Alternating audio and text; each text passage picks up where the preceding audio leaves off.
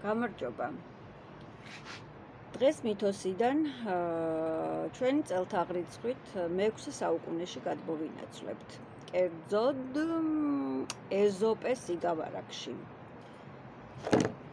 ლომი, ვირი და მელა წავიდნენ სანადიროდ. მოინადირეს ნადავლი, მოიტანეს და ვირმა, საწყალმა ვირმა სამ ტოლ ნაწილად გაყო. იფიქრა, რომ სამნი ვართ და სამი ნაწილი გვეყოფაო. ლომს არ მოეწონა ეს ამბავი, ეცა ვირს და შეჭამა, გაგლიჯა მოკლედ.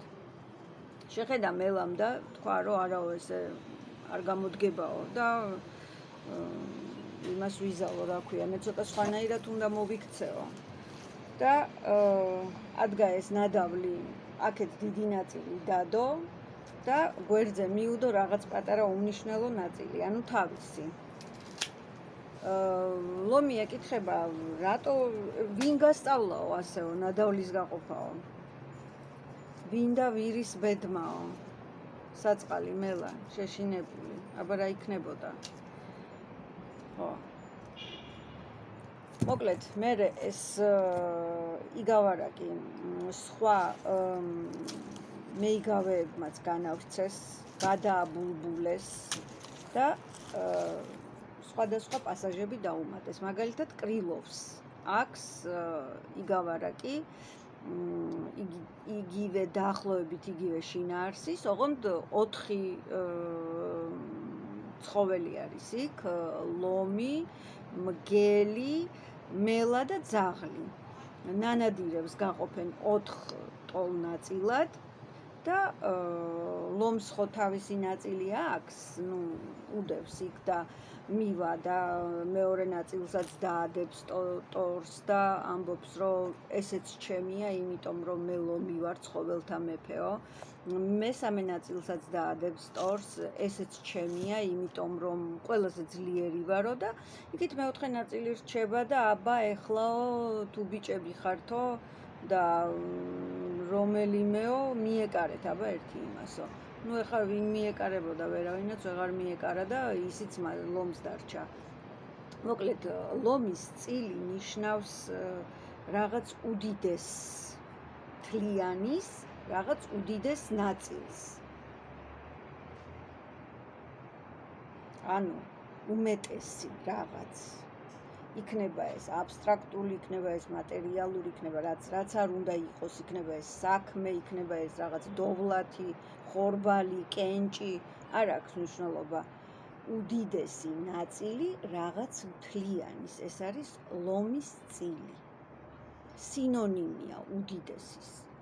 როდესაც ვიღაც ამბობს ლომის წვლილი, უბრალოდ გაუმართავია ეს აზრი, უმართებულოა, იმიტომ რომ კი ბატონო, წვლილი არის, შეიძლება რაღაც საქმეში წვლილი შეიტანო, მაგრამ ეს წვლილი შეიძლება იყოს დიდი, პატარა, საშუალო, წვლილია.